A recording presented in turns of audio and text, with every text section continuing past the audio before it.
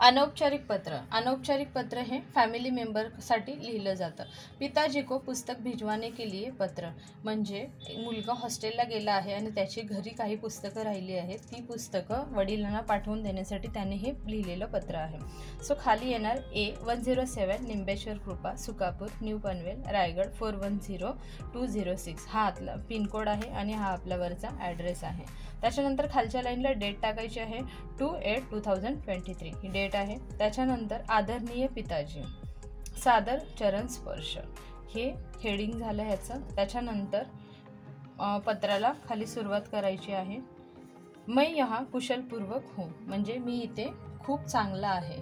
आशा है कि आप सब वहाँ सकुशल होंगे, म्हणजे मला माहीत आहे किंवा आशा आहे की तुम्ही सुद्धा तिथे सगळे बरे असाल।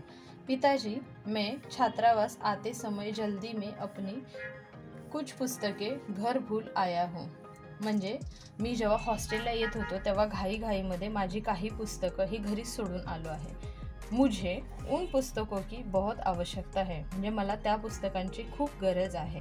आप कल ही कुरियर से उन्हें भिजवा दे, म्हणजे तुम्ही उद्याच हे कुरियर करून मला माझी पुस्तकं पाठवून द्या।